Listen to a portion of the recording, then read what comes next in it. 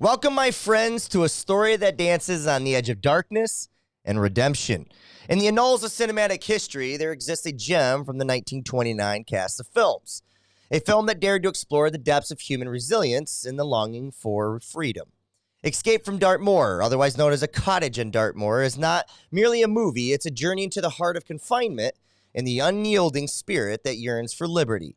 More than a mere jailbreak, it's a symphony of human struggle, betrayal, and the unyielding pursuit of hope. Directed by the visionary Anthony Asquity, this film stands as a testament to the power of storytelling, captivating audiences with its raw emotion and unrelenting tension. As the characters navigate treacherous terrain and face insurmountable odds, Escape from Dartmoor becomes a metaphor for our own battles against the confines of fate and circumstances. So, my dear friends, let Escape from Dartmoor be your guide as we unravel the mysteries of confinement in the enduring quest of freedom. Welcome to a world where every frame pulses with the heartbeat of defiance. Welcome to Escape from Dartmoor.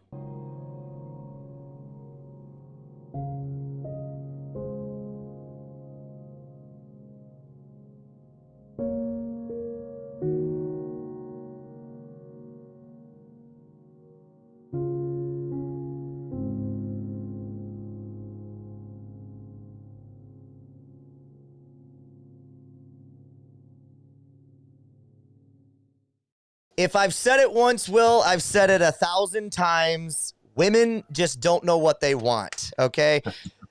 Again, that's how I felt after watching this movie. We're going to get into it and dive into it. But Will and I just sat down and watched A Cottage on Dartmoor. Release date, October of 1929. Tagline reads, a former barber escapes from a high-security prison, and we get a flashback story of an escape from the lonely high-security Dartmoor Prison. Directed by Anthony Asquith, runtime of 1 hour and 28 minutes. This starred Nora Baring, who played Sally, and Uno Henning, who played Joe. Will, not a long movie, and one of the last British silent films that came out during that era before they made the transition to the, completely over to the talkies. Okay. And they even kind of reference it in the movie a little bit. But Will, what was your initial reactions? Give me your fill in the blank word and give me your initial reactions with the Cottage on Dartmoor. Yeah, so I guess you kind of said it there, right? You said this was 1.5 hours, and I feel like there could have been some cuts. Um, right? So no, I feel like there's a lot of good things here that it's one of those instances where the parts actually don't add up to the sum, or maybe the parts are more than the sum, right? Because I feel like there was a lot lacking here. I feel like maybe it was uh, a little bit more backstory on, or maybe a little bit more clarity on Joe, and why he, we're kind of dropped into this scenario where we know that he is in love with someone, but it just felt a little sloppy. It felt a little unfinished, and it felt a little short-sighted. If we were, we get to the end and it kind of feels a little cheap. So Yeah, and the touted mantra here was it out Hitchcock's Hitchcock. Did you get a feeling of that? I mean, I definitely felt that they were building suspense. There was a lot of scenes where that's the main theme of the scene. Did they quite get there, and does this live up to the mantra in your eyes? I definitely think that there's a lot of good pieces here, right? Like the tension was really well done. The whole opening scene until we get to the flashback, I thought was, I thought we were in for maybe a great to a masterpiece type movie, and then things kind of settle back into the past, and it kind of just felt from there like we were missing scenes, we were missing maybe a little bit more explanation on the relationship between Sally and Joe. But yeah, I definitely think the tension in the scenes that they were going for, that Hitchcock feel were spot on. Yeah, my fill in the blank word was confused, and not Mm. confused in like the story, but confused on a lot of the things like you said. Just there was so much not flushed out, so much missing, so many things that could have been great, but didn't quite get there because maybe character development wasn't on the forefront of whoever was putting this story together, whether it be Anthony or it be the writer that they introduced us to in the beginning. So Mm-hmm. confused. I just found myself stating, kind of going back and forth. I was like, wow, this is going to be really good. Then I found myself stating, kind of talking myself into liking this movie. Because at times, I got to be honest with you, I downright hated this movie at times. Okay. And what I mean by that is just for the fact that, like, I didn't feel there was a lot of coherent, you know, Yeah. narrative going on.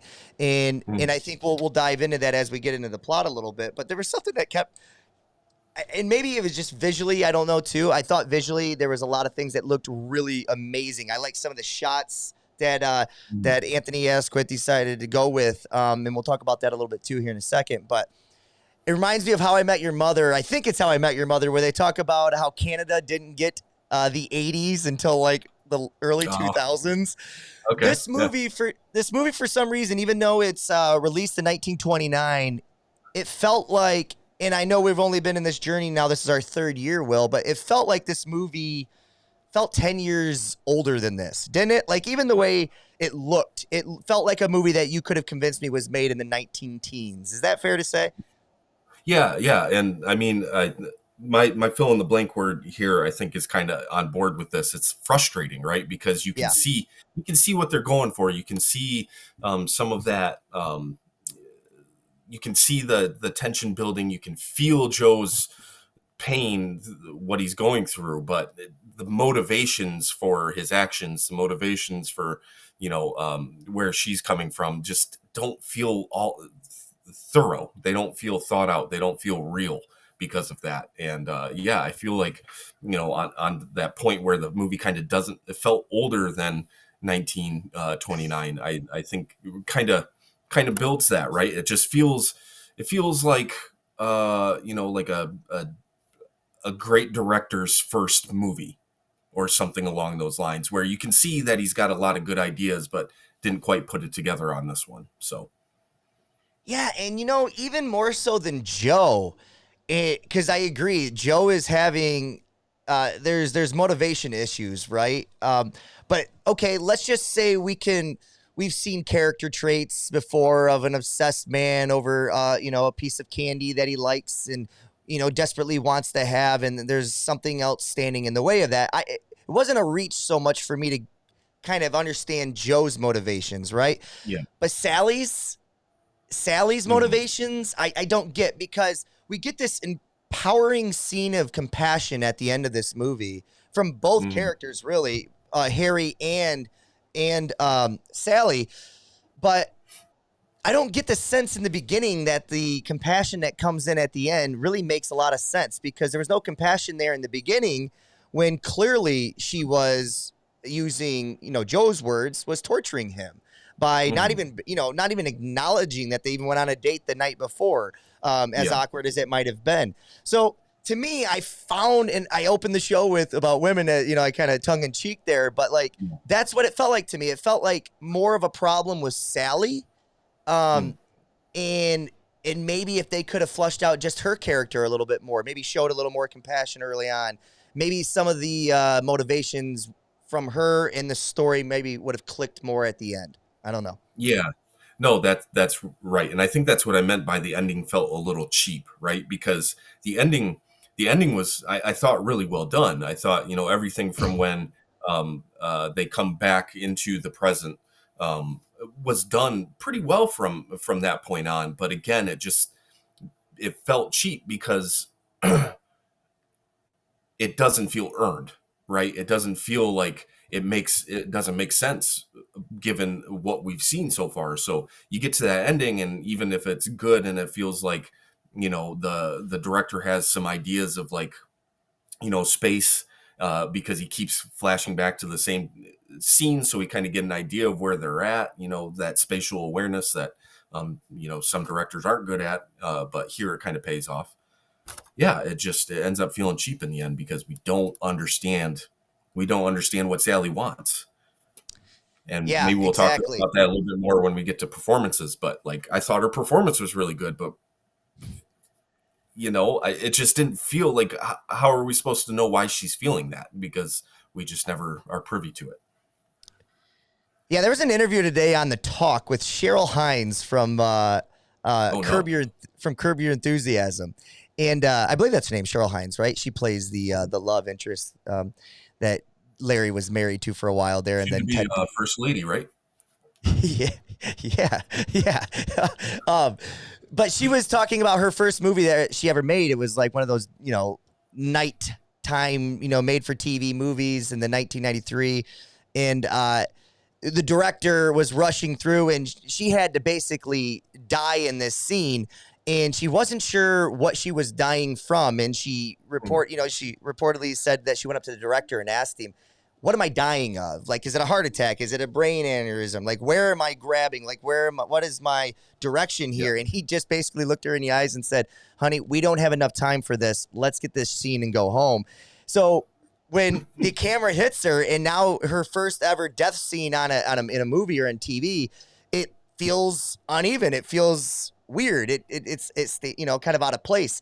And this Yeah. is kind of what it felt like to me. I don't know if this is an Anthony Asquith problem, or if it's a I forget her name here, Nora Baring problem. But you said it right when you said that the performance seems like it's fine. It's Mm-hmm. just it's confusing at times because all we really have in these silent films, Will, is the reactions, right? And we're kind of judging, okay, how is she perceiving Joe in this scene? Is Joe coming off creepy, or is she liking that Joe is getting ready to move in on her and stuff like that? Because a lot of that is going to make us decide how we feel about Joe. And I just got the same Cheryl Hines sense that the director said, honey, we've got to get this scene. It's time to move on. And I just didn't feel like we really anybody ever had some, direct oversight and clear communication with where they wanted this story to go from point A to point B. Felt like there was a lot of things spent on in point B, but not enough times in point A to get us there. So, Yeah, no, and I think women never know what they want. It can also be interpreted as, are men ever listening, right, or paying attention? So, like, or maybe ask a question, right? Like, hey, how you feeling? Like, hey, what are you thinking about when you stare off into the distance, right? So it's just, there's just some stuff here where it's just, it's a man who wrote a story, and you can tell that he cares about the male character, but not quite as much about his female, supporting actress there.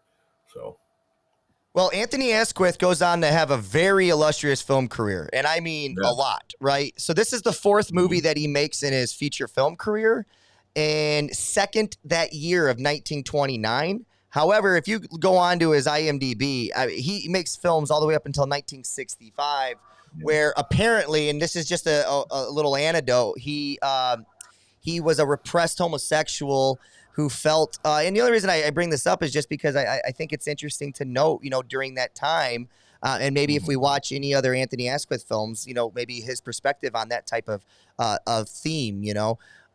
But yeah, he's someone that.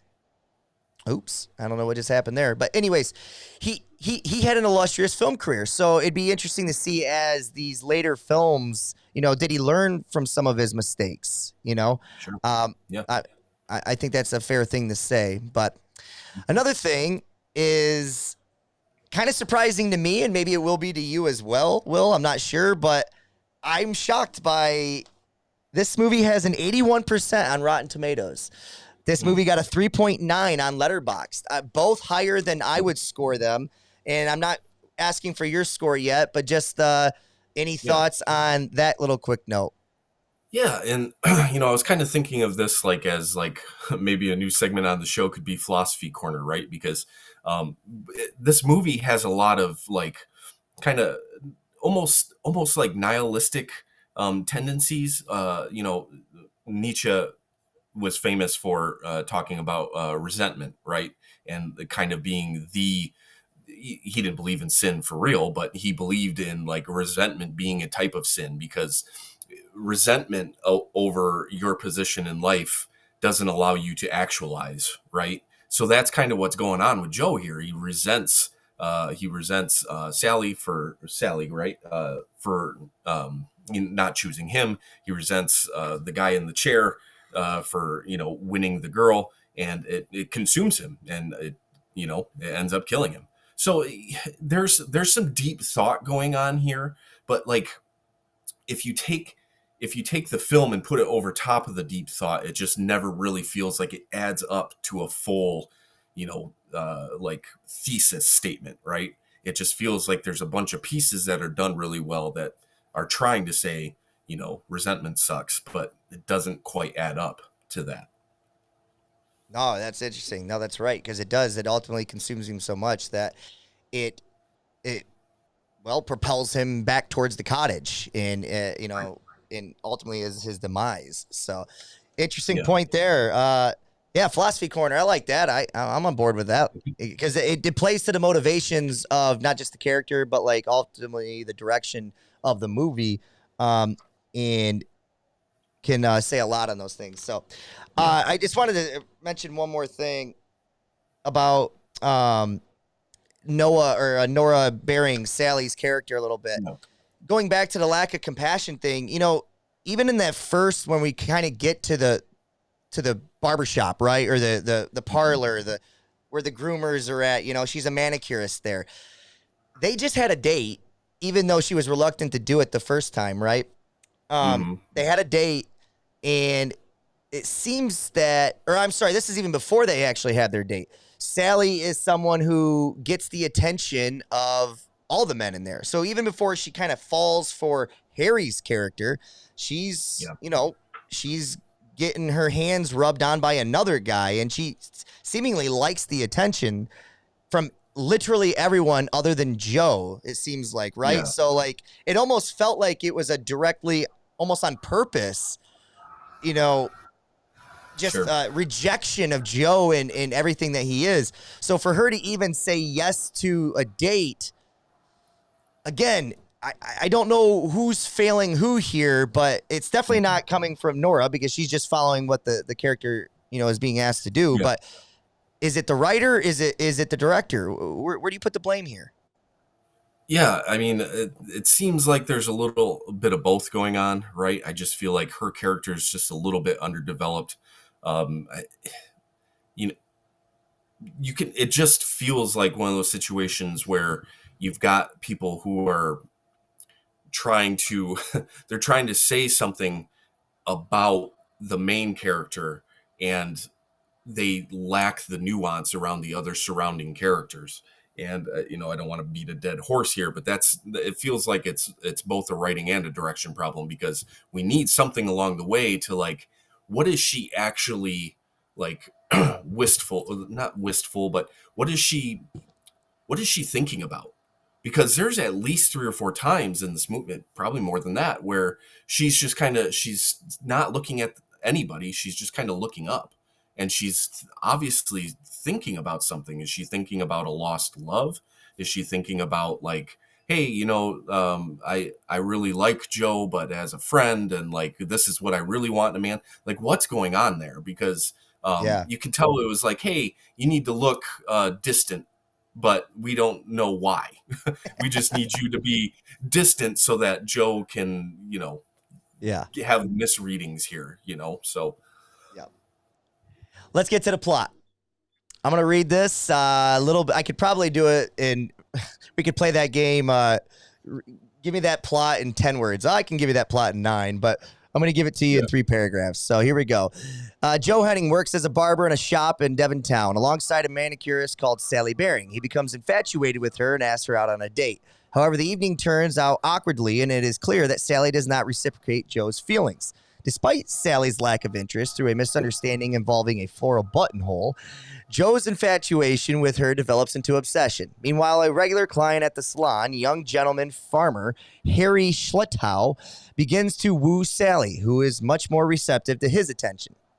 The couple begin seeing each other, and one evening arrange to go to the local cinema.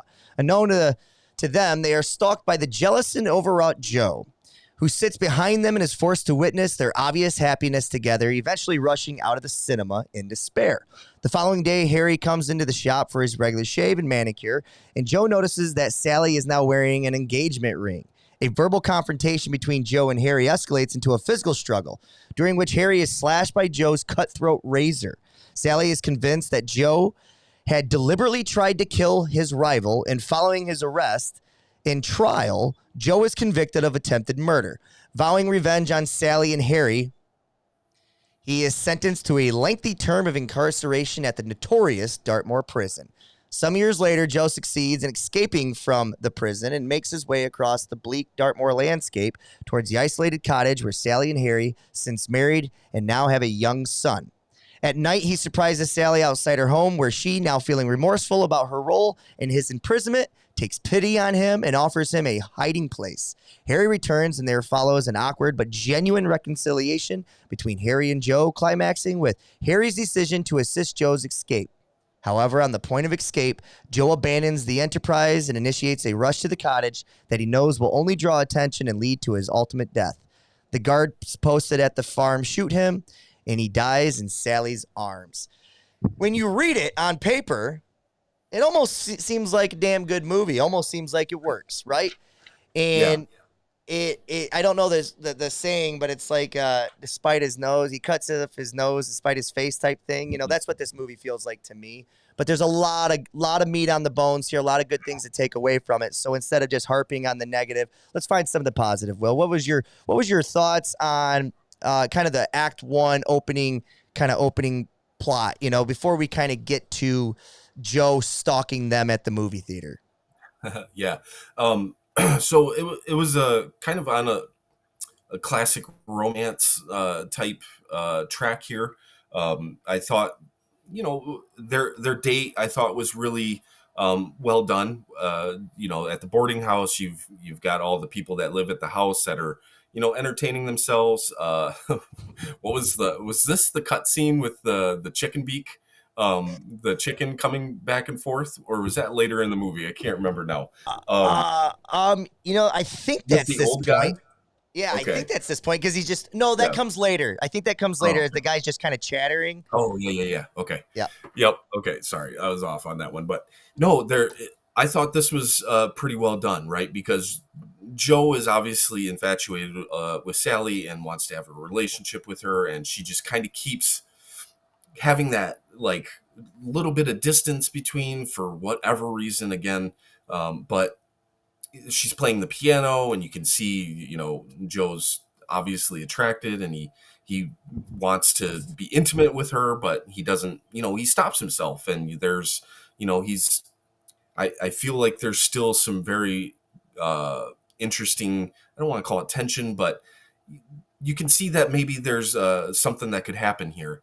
And I thought that was pretty well done. yeah. I think they do a really good job of getting the tension early, like you said, right? Like the audience knows that this man, giving the way the movie started, and now we're in a flashback. The audience knows that this snap, so to speak, is coming, right? Hmm. And they do a really good job of kind of building the tension and really showcasing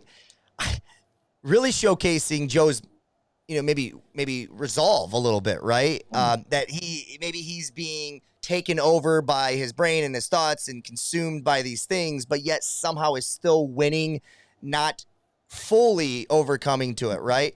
Sure. Until we get to a little bit later into the movie. So Yeah. I wrote it down. We don't actually get the snap until literally the 1 hour mark, Will. So that means Mm. there's a lot of stuff that takes place between, you know, point A or Act 1 and at the end of Act 2 that gets us in Act 3. Um, you know, there's some long scenes for sure. The parlor scenes are long. That movie scene, Yeah. when they're on the date works. Like the ending of it works really cool, Yeah. but like you know, I thought for a minute there, I kind of felt like the guy that was sleeping next to the guy. I was like, which one of these Right. guys am I supposed to be? Am I supposed to be the guy sleeping or the guy that's really enjoying this? So Right. you're right. The tension, I think they did a really good job of getting to the point.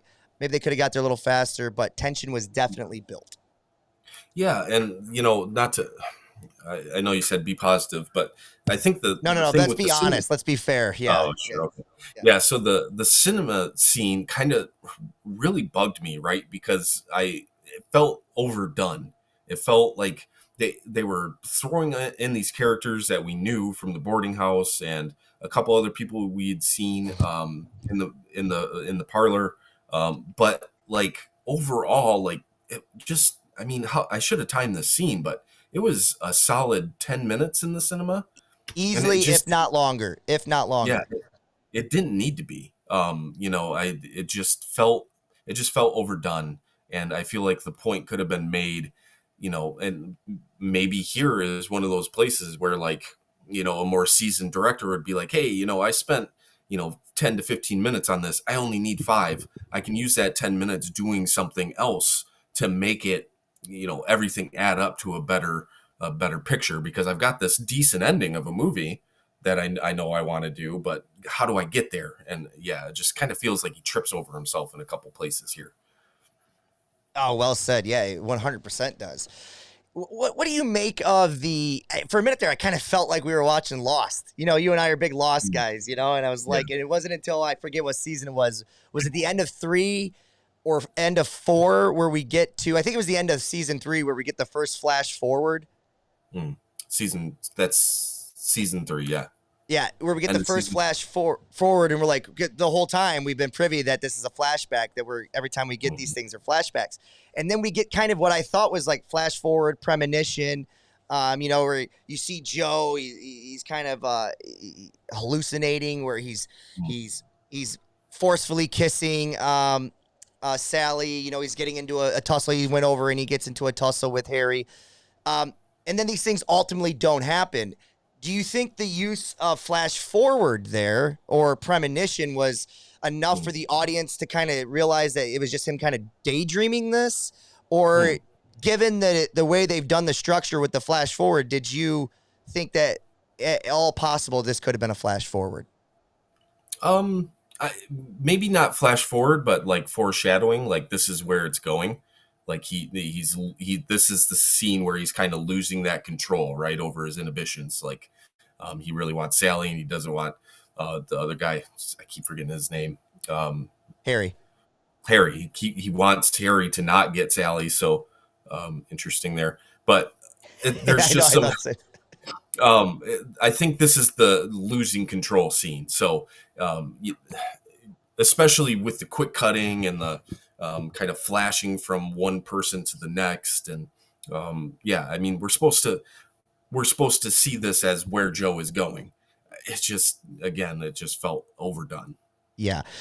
You did just stooge off one of my 3 hard-hitting questions. I was going to ask, what's a better title? This one, the alternative title, Escape from Dartmoor, or the third title, When Harry Met Sally? So we'll cross that one off the list. Okay. Ultimately, we do get to the parlor scene, and this is where I really liked how this was done. You know what I mean? Because she's a manicurist, and because Harry is with her and he's proposed. I thought the suspense was when he flipped it over, was the ring going to be there or not? To me, this really propels the story forward, because ultimately what had to happen was Sally had to make a choice. So now we do get some motivations from her character, right? If that ring is on her finger, she's made a choice that she is going to ultimately, stick with Harry. And I know she kind of already stooged it off to the gossip in the parlor a little bit earlier, where she came in and said, but she could have just been doing that for the effect of, because they made the comment about how, well, he'll never marry her, right? So she could have just been doing that just to say, hey, look, he will, but still hasn't made that decision fully. But when Harry flips her hand around and she has it on, now she's telling Joe, I don't even know if she's telling Joe, because I have no reason to believe that she's ever thought about Joe ever again after the awkward date. So, but the decision was made, and I did think it was done well from a director standpoint, right before we get to the ultimate snap. Yeah. And, one thing that we haven't mentioned yet, but it's probably important, is the note from the flowers, right? Because Joe takes that flower on her jacket as like an indication, like, hey, she's been thinking about this as much as I have. And, that clearly she hasn't been, because one, she didn't realize that the flowers were even from Joe. And two, it sets up that kind of like Joe to be let down even more than what he would have, because he's got his hopes up now, right? Again, that's where I get a little like, if this movie were made today, like, you got to be careful here, right? Because like, even if like you get rejected, you don't cut someone's throat, right? Like, so yeah, like that. It almost seems like there's some justification here, like that the director's trying to do, like, look what happens when these dang women don't listen to us or they treat us like this, and like, sure, we should be nice to each other, but like, if you're mean to me, I'm not going to slit your throat, so might not Yeah, talk to you. and that's kind of been my problem with some of these movies that we've watched. I've liked a lot of them in despite of it, but I find myself saying, who's really the villain here, right? I Mm, Joe's the villain. He does the physical act. He does it. I get it. But is Sally supposed to be a hero? Is she supposed to be, or is she, because of her? It's not that there was much of a moral dilemma ever, until the end, where then we're supposed to, in hindsight, suppose that there might have been. Is she supposed to be like the protagonist of the of the movie, or are they both just kind of all gray characters? And yeah. we're not supposed to get the traditional good guy, bad guy. Yeah, I think it's more of a like classical tragedy, right? Where you just have characters that have a a downward arc, where there's not really a happy ending here. So protagonist and antagonist maybe isn't the right framework here, um, to kind of view this movie through. Yeah, probably a good point. I will take those lenses off. Let's get to the actual murder scene, or attempted murder scene, right? Sure. So, really liked a couple things that were done here. The cinematography choices, there were some really cool angles, right? There's some really cool Sure. things that they went for. First of all, the vibro massage, because the guy kept coming back, right? I thought that was really cool. The scene where when he was being vibrated, the camera Yeah. shook. It's just interesting. It was just like Anthony saying, let's try some new things.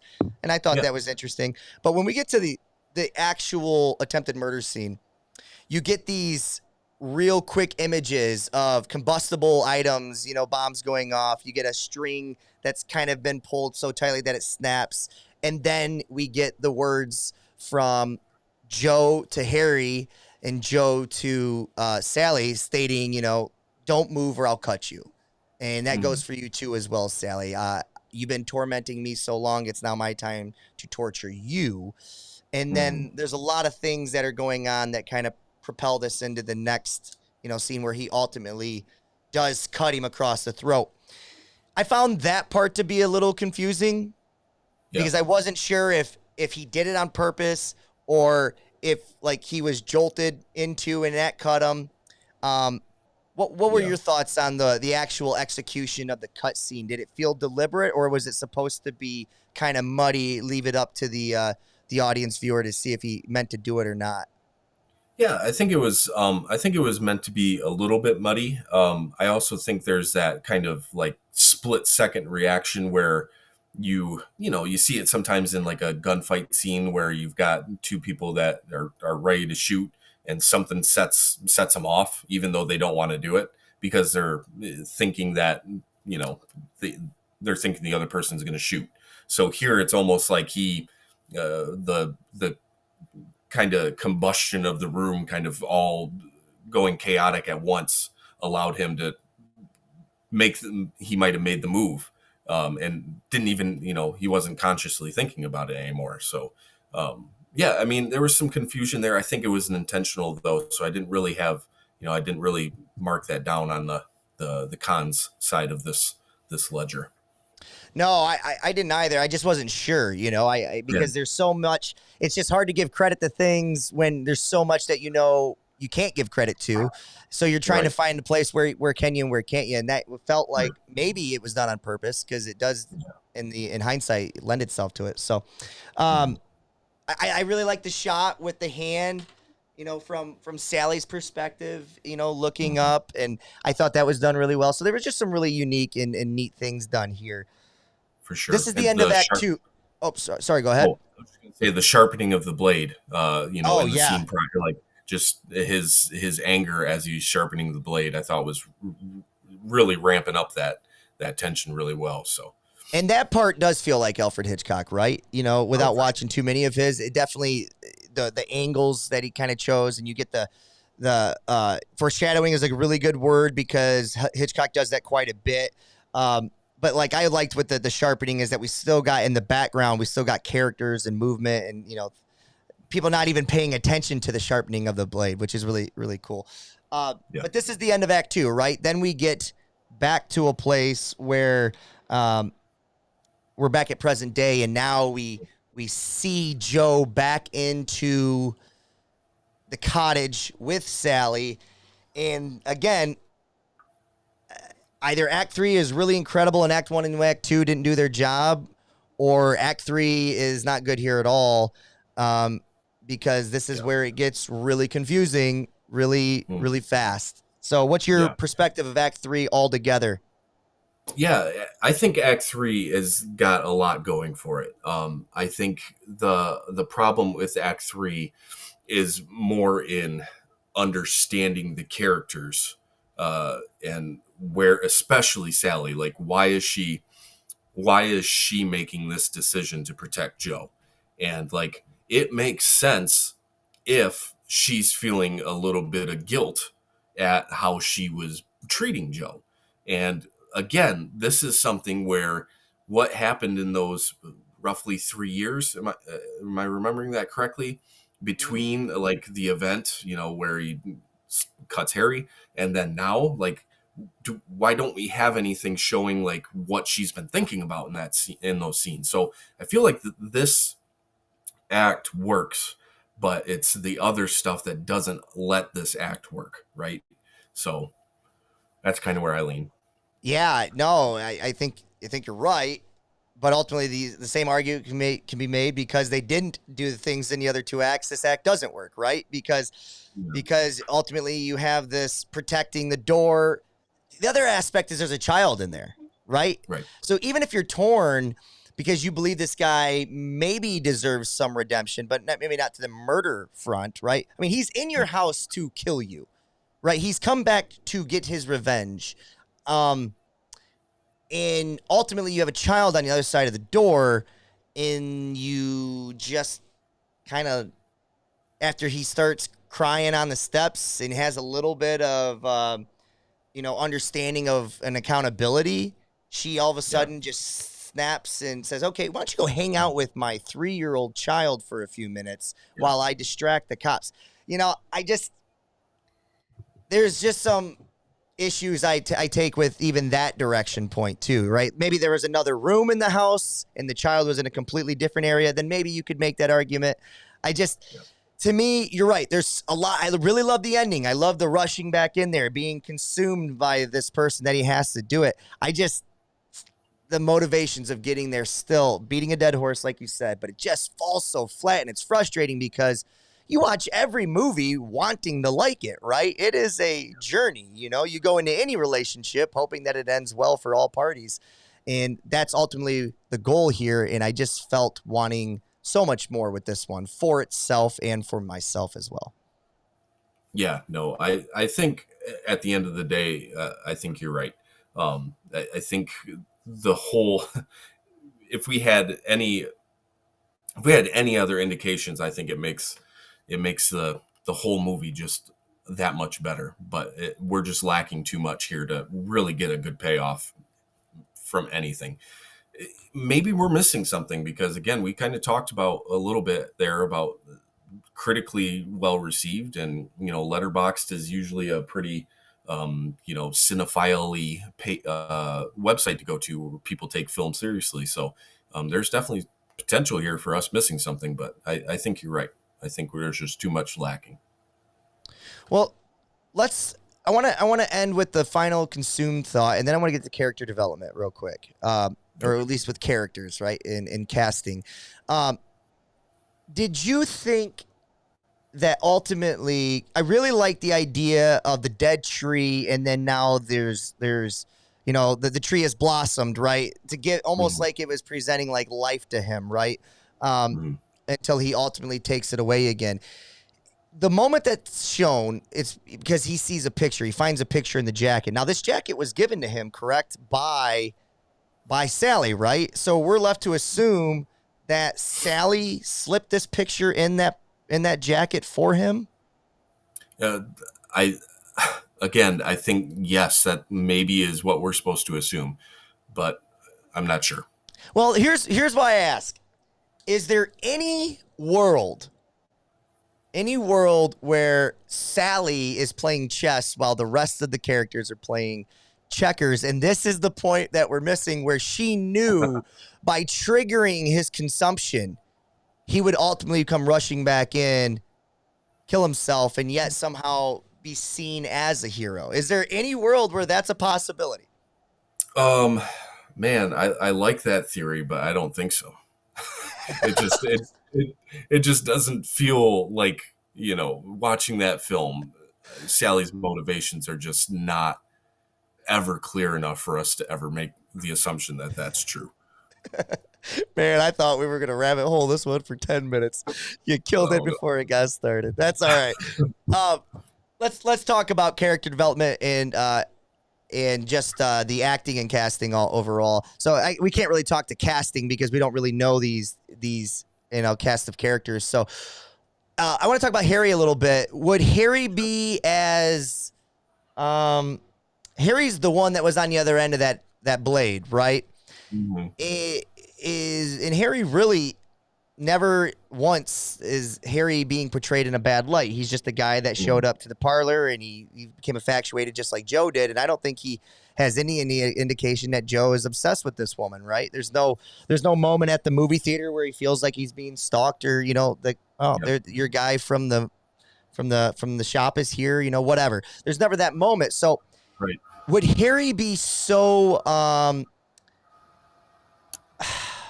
willing to cooperate with his wife and forgive this man who is within feet of his child?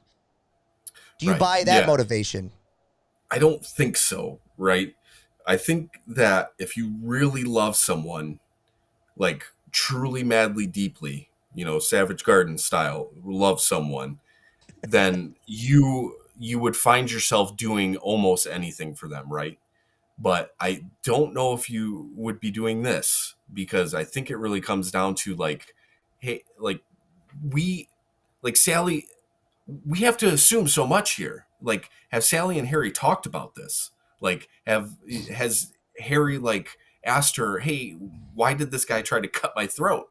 Like, because that's something that you think you would ask in those 3 years, trying to figure out like what exactly happened that fateful day where I have a scar on my neck that's not actually there. Um, in the movie, but I it just feels like this would be a bridge too far, and it goes back to your point about the kids in the room, right? Like it just feels like this is not realistic. Yeah, no, I agree. I was just wanted to talk it out because I felt like um, Harry is the best of everyone in this movie, so Mhm. good for him. Um, Anything else that we need to touch on as far as character development? We clearly discussed that it wasn't flushed out enough, and I think character development is the thing that ultimately dooms this movie. And I will say dooms because I think when you don't have a coherent something, too Right. much is left up for us to interpret, and I don't think you get to a director's main vision or message or whatever that might be, which is where we're going right now. Yeah. What are the themes of this movie, and do we ultimately get a message that the director is trying to relate to the audience? Yeah, I think I think I talked a little bit earlier about that resentment. I do think that's one of the main themes here that he's going for. Like, if you let resentment in, it can consume you, and that's what happens to Joe. I think he's trying to. I can kind of get on board, like, if his one of his thesis statements here is like, love. If you really love someone, then it you might not want to live without them. Like, I can agree with that statement, but this doesn't feel like love, right? This feels like a guy that was obsessed with someone he worked with, Yeah. and like, so it just, even if that's the thesis statement, the film doesn't enhance that. It is at odds with it almost, because we're not talking about love here. So those are the two type, I think, the bigger themes that he's kind of going for. And I think the first one pays off pretty well, but the idea of love just falls way too flat.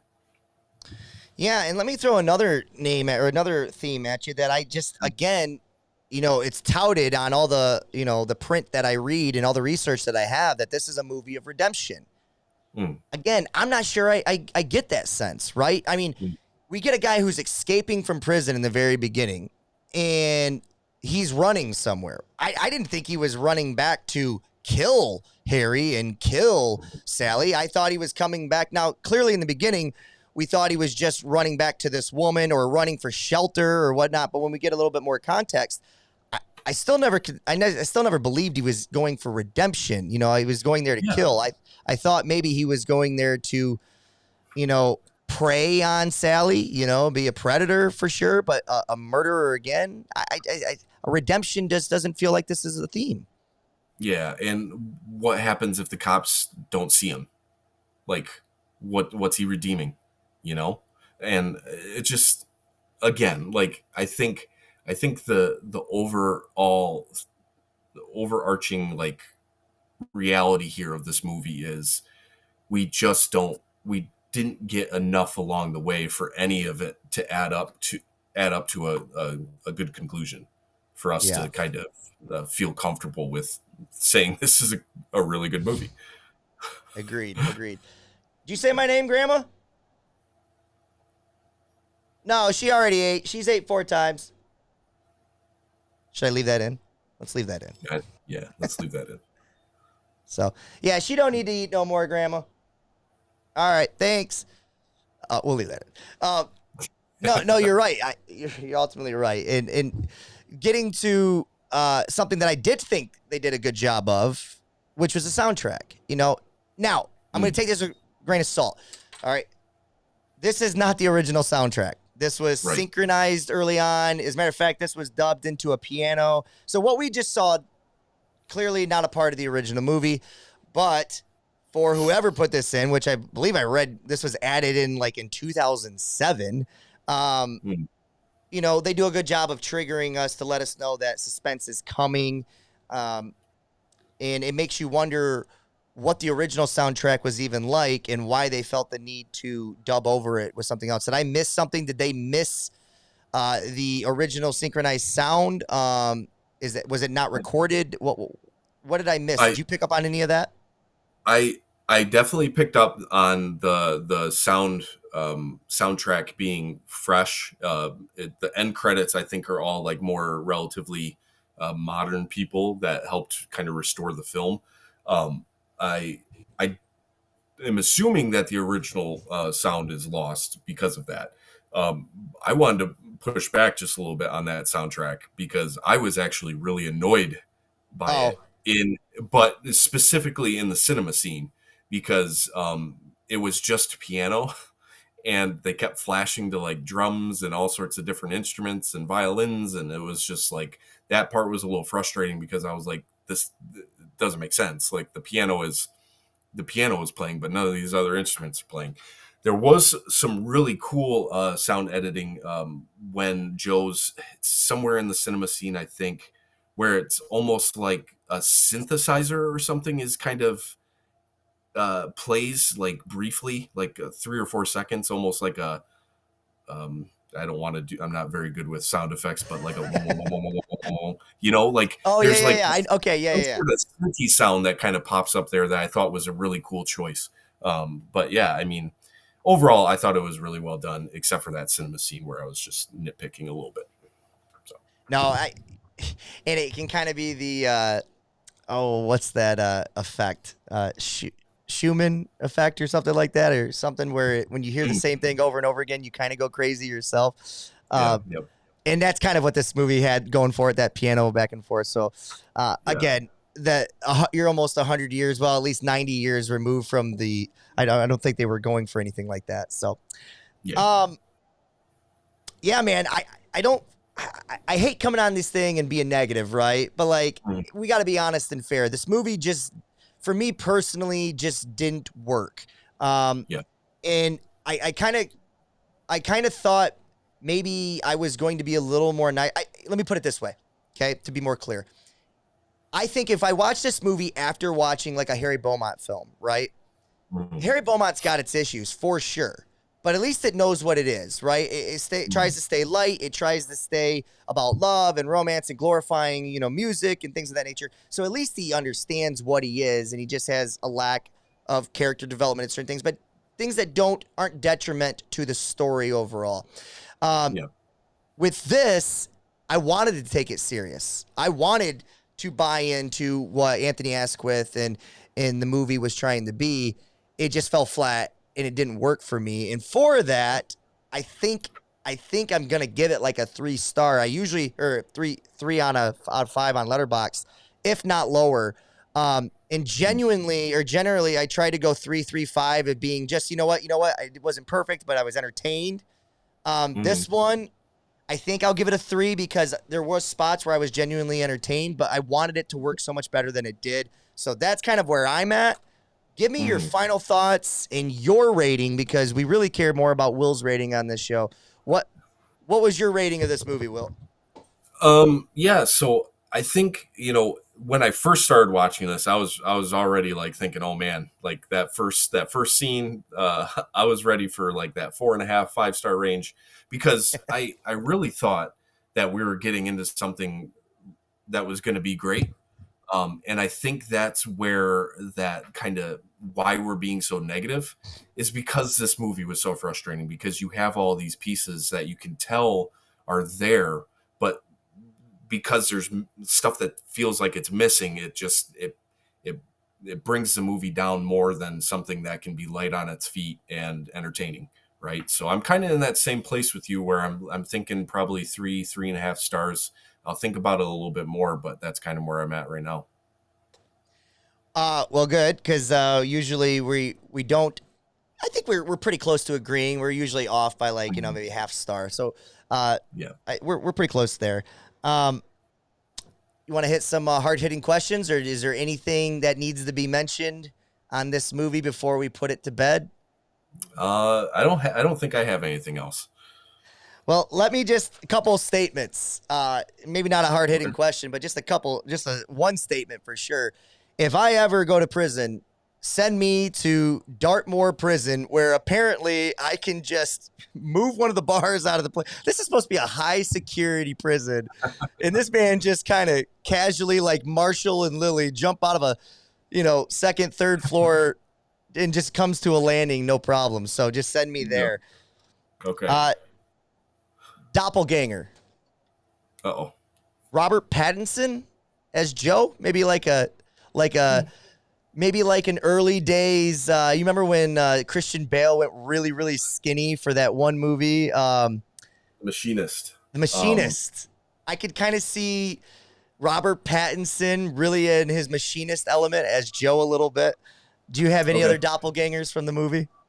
Um, no, I don't think so. I actually had someone. I should have looked this up beforehand.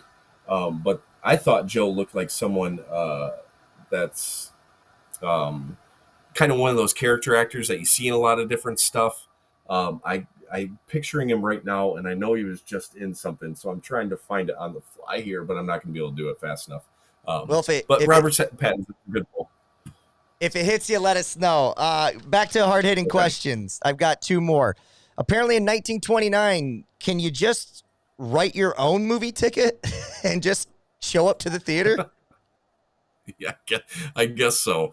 That was a good point. I guess maybe I was a little confused by that scene. I wasn't exactly sure.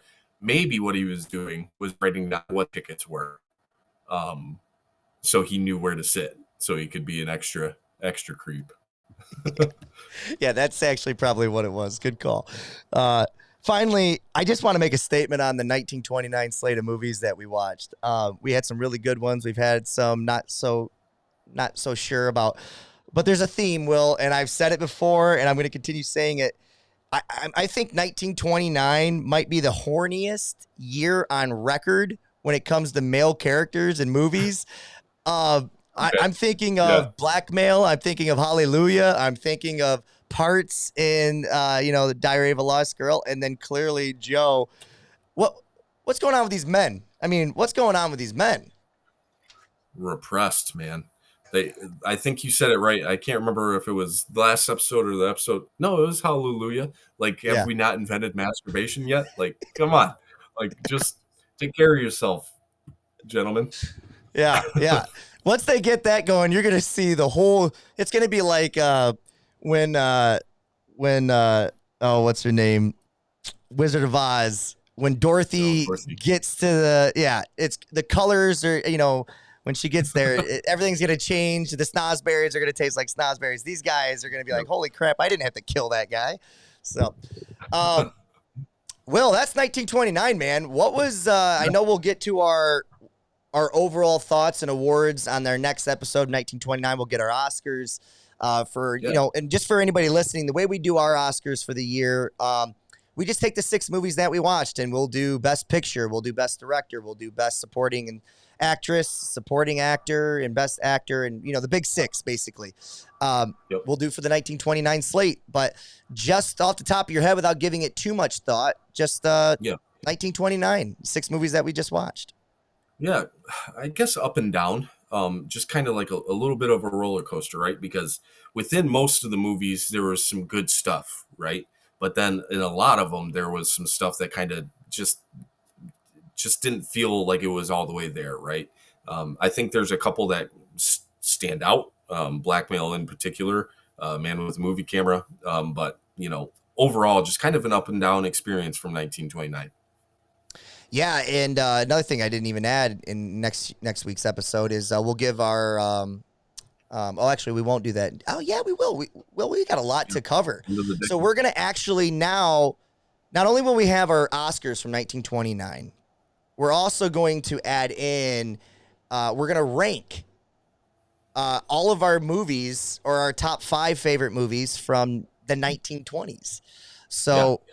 That means we'll take the 6 from 1929, the 6 from 1928, and that lone Al Jolson thriller that everybody loved, the jazz singer, and we're going to rank them. So we got a lot to get to next week, Will.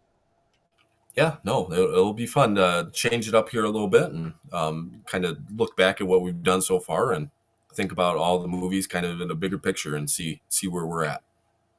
And then after that, we will get to the 1930s, literally 1930. We're changing a decade chapter. So that will be another episode on its own. We'll set the stage for 1930, and we'll also have our draft class of 1930. And man, we're getting there. We got a long ways to go, but we are in a new decade. It's getting exciting, man. Yeah, for sure. No, we're getting closer and closer to starting to see some color leak into in some of these movies. That'll be fun to see those early films where we're getting some Technicolor going on, and it's very, very fun little project we got going here. Yeah, and yeah, it's a big project. It really is. I mean, it's ambitious, and I think we're off to a good start, and I think we just continue to find our foundation again. Changing up some things. I still continue to write the scenes down, but just to reference them when needed. But yeah, man, I'm very happy with our path, and I hope you guys continue to enjoy what you've been hearing. Follow us wherever you can, and ask us anything about movies. Ask us, is Die Hard a Christmas movie or not? We'll let you know. And also, if you just want to share where you've been listening from, or if you want to share your review of any movie that we've listened to, we will hope to get to those at the end of every show. But for now, we need to say goodbye. Will, final words? Just glad, any excuse to talk to you once a week, I'm on board with. So let's keep this going. Just not when he has pink eye, ladies and gentlemen. So our man is coming on the other end of pink eye, and he looks good. Thanks. Appreciate that. We'll see you guys next week. As always, enjoy the movies. All right. We'll see you.